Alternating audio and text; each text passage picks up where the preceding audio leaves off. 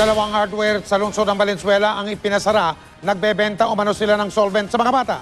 Nakatutok si Dante Perelio. Sinadya ng mga opisyal ng Valenzuela ang Monte Hardware at Home Life Merchandising sa MacArthur Highway, Karuhatan. Dito raw kasi bumibili ng tingi-tinging solvent ang 12 menor de edad na nasagip ng City Department of Social Welfare and Development. Di naman itinanggi ng mga may-ari ng hardware ang pagbebenta nila ng solvent sa mga bata. Katwiran daw kasi sa kanila, utos ito ng kanilang mga magulang. Wala namang sabi mong hindi namang bawal na binta kasi binta ko bukasin nang may binta kasi ang sa amin sa likod marami squatter. Minsan nang may utosan sila, manggulang yan. Bawal sabi mo ayaw mabinta. Eh kasi hindi ko napansin nang sa bawal na binta lang sa P4 18 years old. Pasensya lang ko, sorry lang po. First time lang po. Pag next time talaga, pwede ask ka. So, first time hindi alam, kaya sorry lang hingi ko po. Pakiusap pa nila, huwag sana silang isara, pero hindi ito umubra. May multa pang di bababa sa 5,000 piso at kulong na di higit sa 3 buwan ang maaaring kaharapin ng may-ari ng hardware. Maaari ding makansila ang kanilang business permit. Sana ay maging lesson ito at hindi lang dito sa pagsasara namin, talagang kakasuhan namin pati yung may-ari.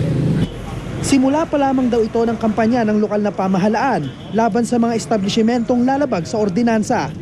Dante Perelio, Nakatutok, 24 Oras. Tinitiyak ng pulisya na paigtingin nila ang seguridad sa mga paaralan. Kabilang daw sa kanilang kampanya ang paglaban sa posibleng snatching at pang-hold up sa mga estudyante. Nakatutok si John Consulta.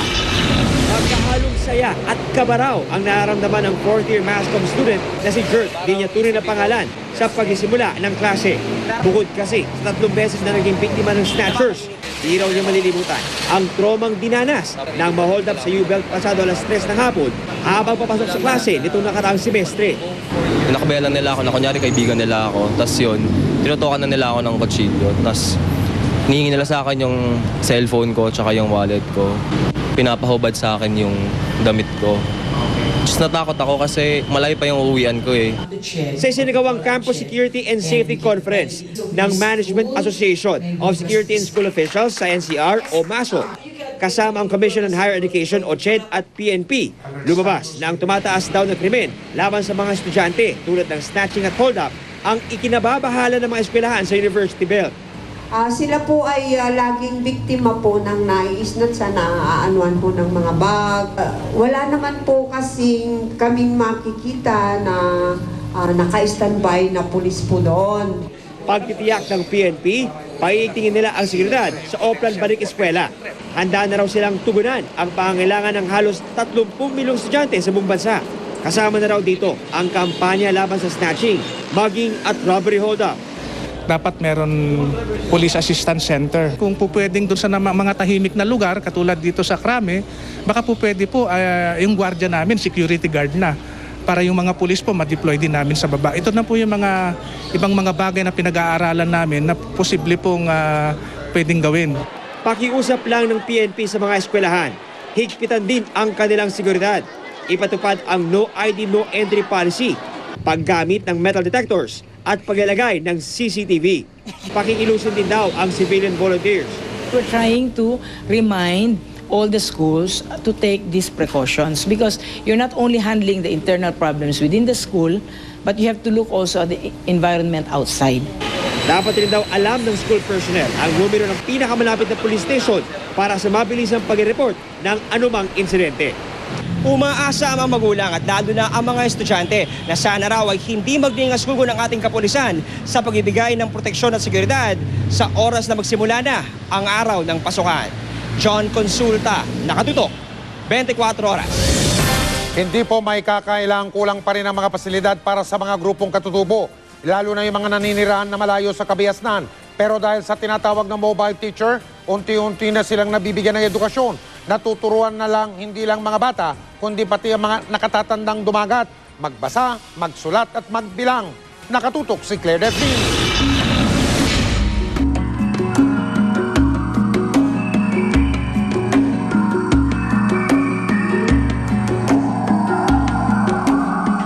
pabalik palusong ang daan. Maputik pa at madulas. 3 ilog rin ang kailangang tawirin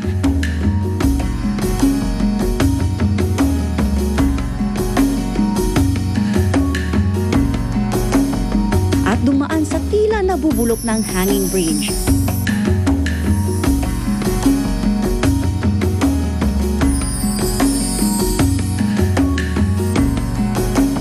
Apat na oras ang nilakbay namin bago marating ang Sitio Pagtilaw, ang kadulutuluhang puok sa Barangay Kalawis sa bulubunduking lungsod ng Antipolo. Dito nakatira ang may 40 pamilya ng mga katutubong dumagat. Ayon sa kanila, tinawag silang mga dumagat dahil ang kanilang mga ninuno unang nanirahan sa tabi ng dagat sa probinsya ng Quezon. Pero nung dumating ang mga dayo mula sa ibang lugar, natulak sila palayo ng palayo hanggang umabot sila dito sa tuktok ng Antipolo. Kasama sa kanilang paglayo ay ang pagiging mailap naman ng mga serbisyong pampubliko. Kabilang na dyan ang edukasyon. Sa mahabang panahong malayo sila sa kabihasnan, namuhay silang di marunong magbasa at magsulat. Paano kahirap yung hindi nakapag-aral? Ay mahirap po. Dito po lamang kami pwedeng gumalaw sa kagubatan, pero pagdating po sa bayan, hindi kami makakakilos. Dahil wala po kaming alam. Kung wariin ko lamang naman, ay ang tingin sa amin ay isang parang walang kabuluhan tao. Dahilan nga po di sa walang pinag-aralan. Layunin ng DepEd, matuldukan ang ganitong kahinaan sa pamamagitan ng mga tinatawag na mobile teacher. Ilalapit nila ang edukasyon sa mga tumagat at iba pang katutubo. Magandang umaga po sa inyong lahat. Sa loob ng maliit na hall na ito, sabay-sabay silang nag-aaral. Matanda't bata, ina't anak. Okay, Nanay Lydia, ano nga po ang boto? Gawa sa ano yan? Manok. Okay. Luya. Manok. Sa titik? G. Na may tulo? Tinuturuan silang magbasa, magsulat at magbilang. 21, 22, 23, 24. Gusto ko pong matuto at gawa po ng siyempre pag nagkasakit ang anak, kailangan pumunta ng bayan. Eh kung marunong ako maski kaunti, hindi po siguro ako maliligaw sa bayan. Kaya po ako'y nagsumikap din. Ikaw ba may pangarap ka na? Anong gusto mo maging? Guro. Ha? Guro. Guro! Bilang? 1, 2, 3, 4. Bakit gusto mo maging guro? Para mo makatulong sa mga batang hindi po marunong magbasa. Okay, tama. Pipilitin daw ngayon ng DepEd na marating ang mga katutubo sa ang sulok na ng bansa. Kahanga-hanga ang mga mobile teacher na sinusuong anumang balakid para sa mga katutubong naghahangad ng edukasyon. Dito ko muna binubuhos yung pagmamahal at yung sarili ko para makatulong sa kapwa ko. Itaas nga mga modules ninyo. Okay na po ba? Okay.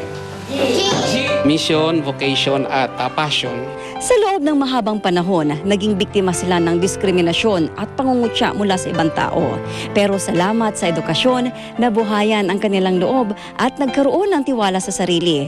Higit sa lahat, nabigyan sila ng pag-asang malalabanan na nila ang kahirapang napakatagal na nilang iniinda. Claire Delfin, Nakatutok, 24 Oras.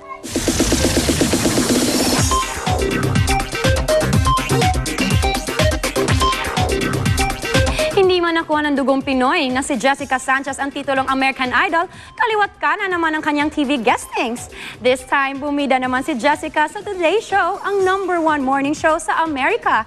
Makapag-perform din kaya siya dito sa Pilipinas? Makichika kay Kata Tipayan. Kabi-kabila ang TV guesting ni Jessica Sanchez habang idol winner sa Philip Phillips ay naghahanda para sa kanyang surgery. Bumisita naman ngayon si Jessica sa #1 morning show sa Amerika ang The Today Show. You come across as a reserved and somewhat soft-spoken young lady, and then you get there up on stage and you become this soulful, almost diva. I'm more quiet. I mean, when it comes to me just, walking around, I'm really quiet. I don't really talk much. Ipoproduce daw ng big-time producer na si Tommy Motola. Ang first album ni Jessica, kaya focus ang Pinay-Mexican sa kanyang musika. It's just to make music, make my music, and just make music for my supporters that have been supporting me throughout the whole competition, and just enjoy life. At syempre, nagpasample ang 16-year-old diva. What are you going to sing this morning? I will always love you. Ladies and gentlemen, Jessica Sanchez. And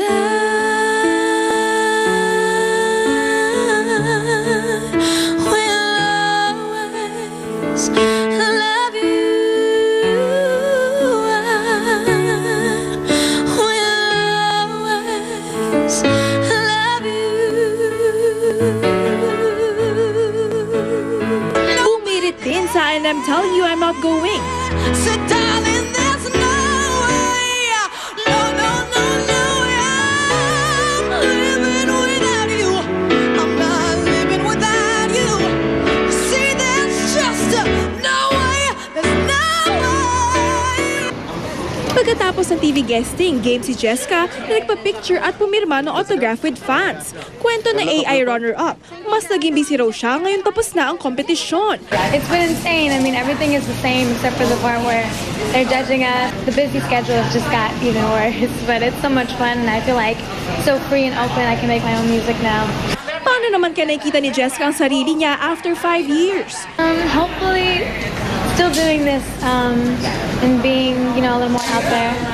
Right now, it's like a big total drop. I'm back to point A, and I really have to get myself out there and promote myself even more. Now that American Idol's over, but we'll see what happens. Nakausap din ng GMA News ang music director ng American Idol na si Michael Orlan na siya nagplano para sa performances si Jessica sa Today's Show. Kabilib-bilib daw makatrabaho ang may dugong Pinay.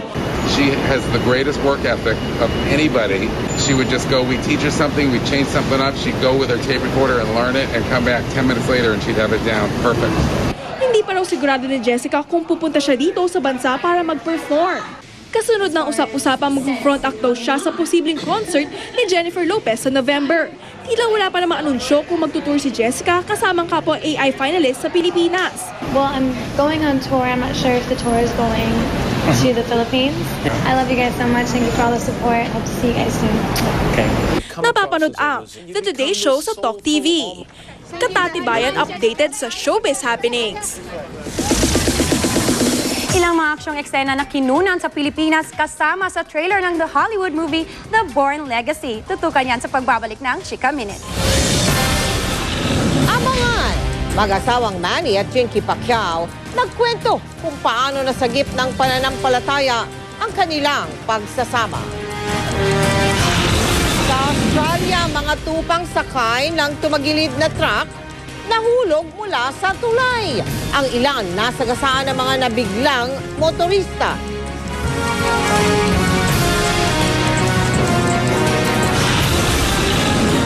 At ilang fans ni Justin Bieber nasaktan sa matinding siksikan sa kanyang concert sa bansang Norway.